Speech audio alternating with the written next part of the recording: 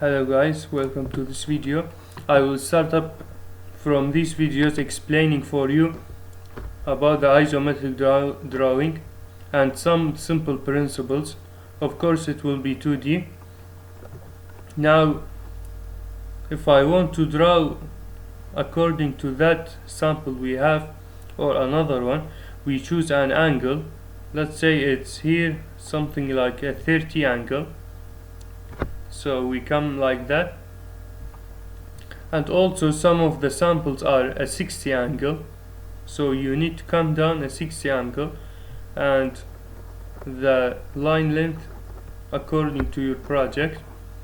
If you want to make the negative side here, so you just go negatively completely according to your other line, so you make the backward line, and all the other ones like that. It's about the angle, so probably it will be 120, 150 according to your project. Here I will explain also how to make a isometric circle. You need to make a square, a perfect square with its lines and length. So I will drag and copy to make it faster. I click on point and I choose another point. I will come here to the line. After the line we use arc. I choose this corner to the mid, and yet mid to this corner and to the another mid, and I will make from this mid to the other corner to this mid, so I get something, a shape like this. And I will come here to arc, start center end, center start end. I click on this corner to make that side with that angle, and this one, click, end, and the whole other points I will just complete them like that. And this is the last one. Congratulations, you just make a perfect isometric circle.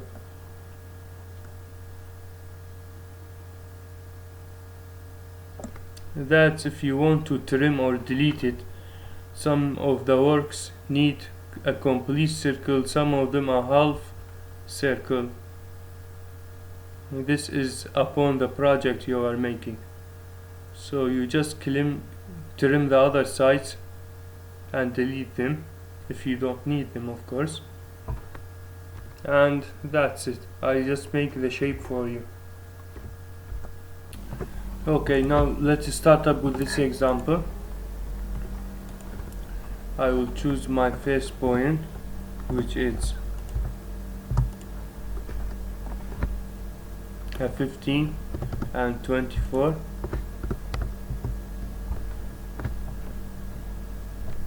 So in this design I come by angle of 30. I will complete the whole other sides by going in angle of 30.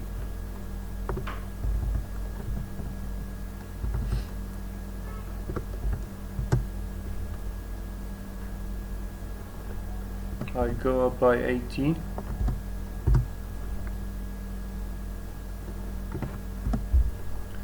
If you look at the picture, you have some areas that it doesn't give in the numbers or the length of them.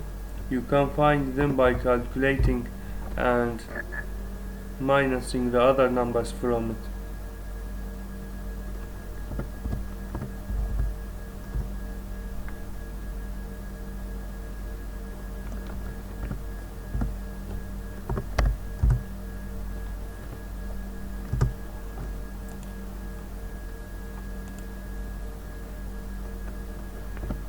Here, as you can see, I click on the midpoint to describe that line in here, and from here I will come down to describe the other backside angle.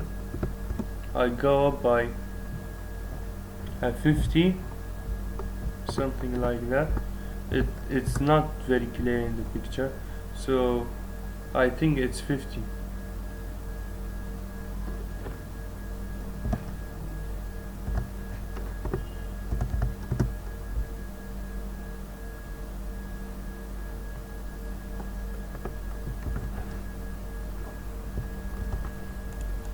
Yeah, 50.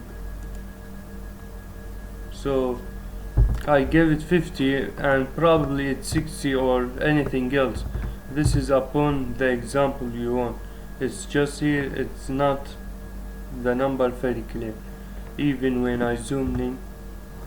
So I will complete by showing you the tricks and the ways of making that kind of picture of design.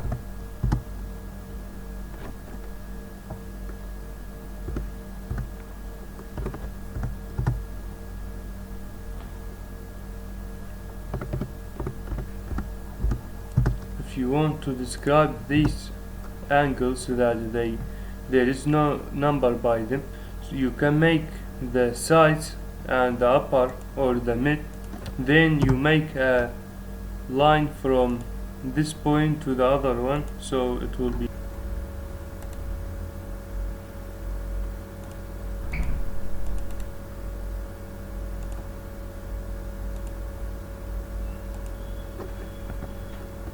copy selection, and I will copy it one more time from this point and drop it in this point.